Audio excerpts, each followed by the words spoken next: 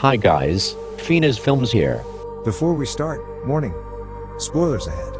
Today, I'm gonna explain an American suspenseful survival movie called Detour. The film begins by showing a man who wakes up from his unconsciousness, named Jackson. Looks like he just had an accident. He immediately looks around, but there is no sunlight at all. In other words, his car was already buried in the ground. He tries to open his car door, but his efforts are in vain because the door is blocked. Frantically, he tries to call 911, but unfortunately his cell phone signal is not connecting at all. He then tries to find a radio frequency, but it is also not detected. He also tries to start the car's engine, but the car has already broken down. Not long after, there is a shock that causes the car to move deeper. He thinks if there is a shock like this, then he is sure that he wasn't buried in the flat ground. He also records himself using his cell phone as a form of information, in case he cannot be saved later. Feeling pessimistic about the situation, he doesn't know what to do. He also hopes that the rescue team will soon find out about this incident. Currently, the clock is showing 1 p.m., indicating that there is still a chance he will be saved. He then tries to remember what happened as he is drawing his journey on the notebook. At first, everything was fine on the trip, but there was an incident that suddenly happened to him, causing his car to get buried underground. Then he realizes the sunroof has started to crack due to the enormous pressure of the ground. Obviously, that is not a good thing, especially since he can only stay in his car and cannot do anything. The air conditioner can only emit dust, making red ants enter the car through the hole. He immediately covers the hole with masking tape. He panics even more because until now there is no sign that he will be saved. Feeling depressed, he decides to watch the video on his cell phone. His fiancée, Lori, is seen in the video. After that, he plans to sleep while conserving his cell phone battery. Long story short, he wakes up from his sleep and he realizes that it is already 9 p.m. He has been waiting underground for about 8 hours, but there is still no sign of help coming for him. Jack, who is starting to get short of breath, tries to find an opening so he can breathe freely.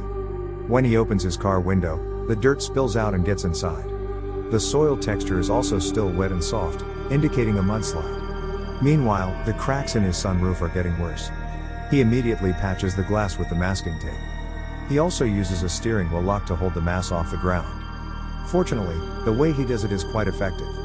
He then unconsciously drinks the water until it runs out. He just realizes that it is the only water he currently has. He starts to pray at that time.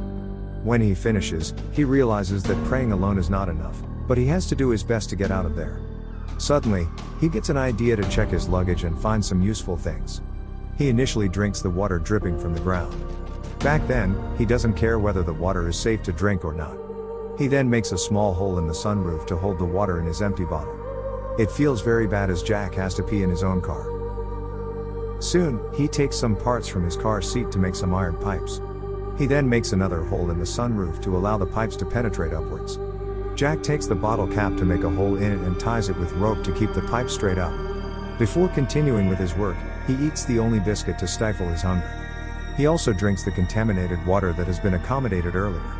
After eating, he continues to push the pipe up. The depletion of oxygen forces him to make a hole for breathing. After seeing the light outside, he immediately checks the depth of the ground with the rope he made before. Apparently, the ground above is approximately 3 meters deep. He shouts as loudly as he can, with hope that someone will hear him as he breathes through the hole. Then he has another idea by making smoke through the pipe, so the smoke can be seen by the others, but then the fire gets bigger and out of control. Fortunately, he still can extinguish the fire. When he wants to check the hole, there is another shock that makes his head hit the iron pipe, making him unconscious for a while. Shortly after, he wakes up with a sore head.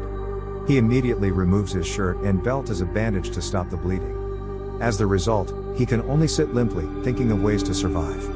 A few hours later, Jack's head wound is seen oozing pus, indicating that the wound is infected. Suddenly, there is another shock that makes the back of his car begin to collapse. Inevitably, he has to hold up the back of his car with the rest of the iron pipes. Jack, who feels very thirsty, has to drink his own urine. He then takes the car tires and plugs it into the pump hose to keep him breathing from the air inside the tire. In desperation, he decides to dig the ground above him to get out of the place. He also applies oil all over his body to keep it slippery when it penetrates the hard ground. This decision is made purposely by him to survive, even though he is not sure either. Furthermore, he immediately destroys the sunroof so the ground above it can descend into his car.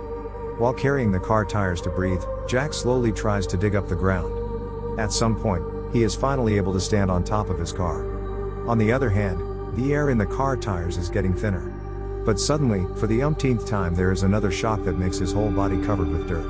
Amazingly, there is little movement that indicates Jack is still alive. After a long time, he manages to reach the ground and he also can see the sunlight again. In the end, he manages to survive the mudslide he has just experienced.